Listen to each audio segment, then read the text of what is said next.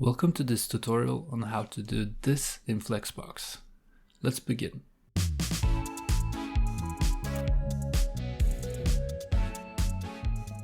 So this is an image of what we're supposed to do in this video. Just a blueprint. This is the code, just create React app, boilerplate code.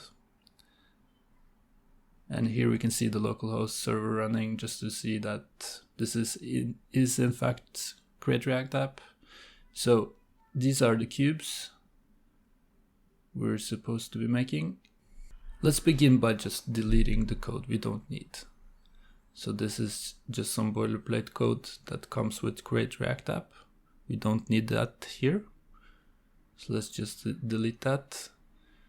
Now we will just make an H1 to test that changes made here will reflect on our localhost. And it does. So let's continue by just making a div that will represent our first square.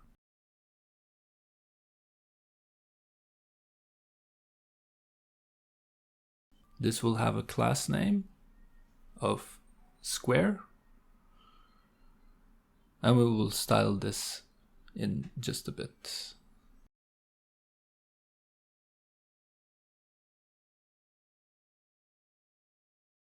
Heading over to our style sheet, we have a lot of default or boilerplate styles here that we no longer need. So we can just delete that as well.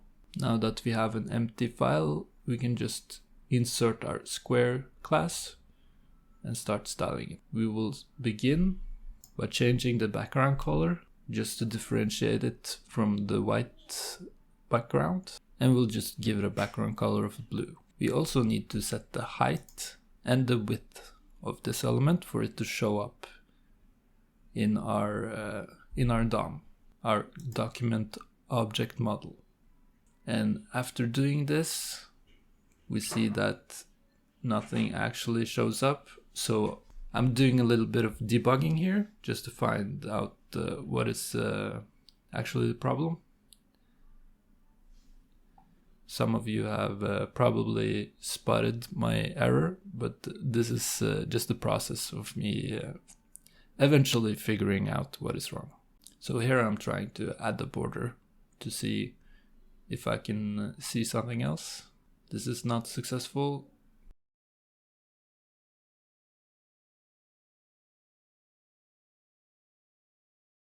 I'm trying to add an inner div to see if that changes anything.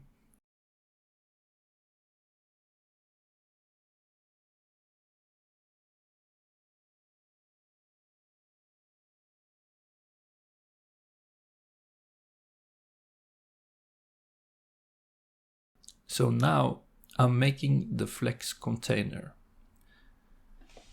with the class name of square container. So this is very important because Flex works in a way that you need a container, flex container element that holds your content that will be moved around inside that flex container.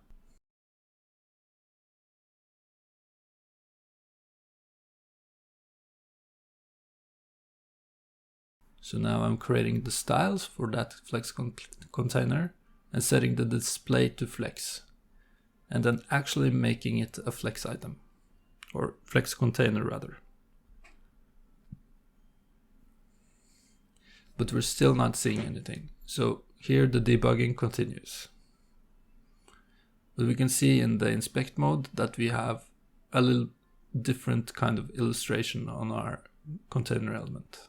I'm trying to change up the syntax here to see if that makes anything different, but it's actually the quotes.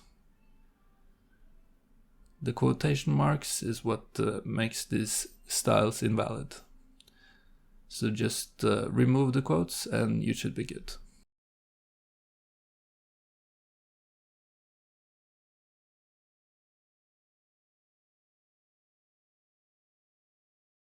We'll make this black teal colored, and with a black border. So here we can see our box. So so far so good. Now we don't no longer need the inner element that we just needed, just used for testing. So now we have a box with no content. So let's make the rest of our squares exactly the same, just with different background colors. So we'll differentiate this by using different IDs. So an ID is a unique identifier, and using that unique identifier we can give different background color for each square. These names can be whatever you like. The styles, the actual styles need to be different. That's what's important. So now we will make the ID styles with the square or the number symbol for identifying it as an ID, and then change the background color for each square. One being teal, second one being purple, and then the last one should be orange. But these should be basically identical except for the actual color.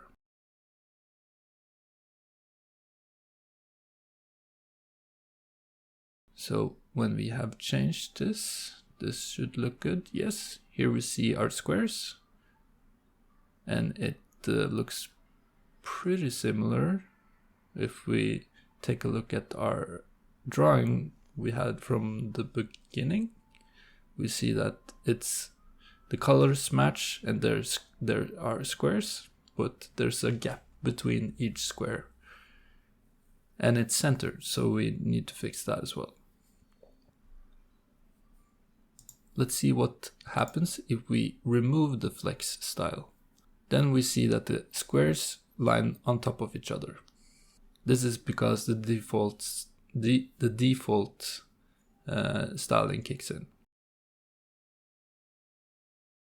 If we want to now manipulate our squares into the way we want them and change their positioning horizontally, we will need to using justify content. Justify content is used when we want to position our flex items horizontally.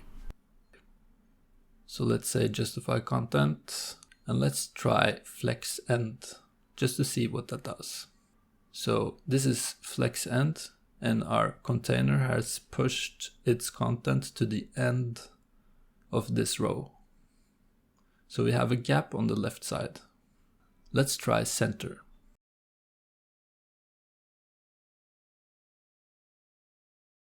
Now the container is pushing everything to the middle, and we see we have big gaps on each side, but nothing between each square. Let's try another property called space between.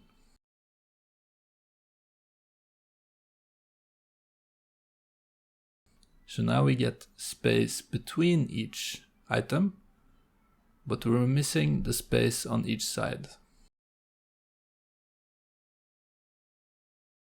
So to get this behavior, we will use space around.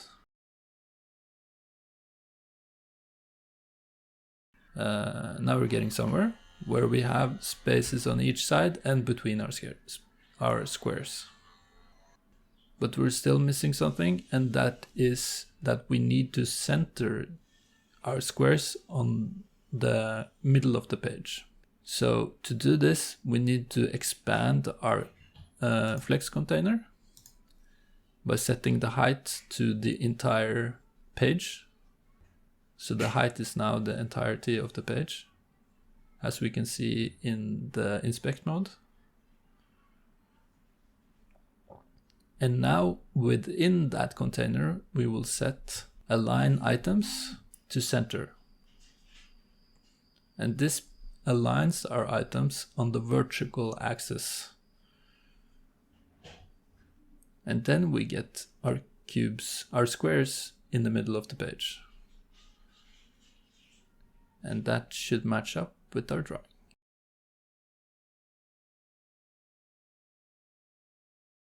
Thank you very much for watching this video. I hope you liked it and stay tuned for more. See you in the next one.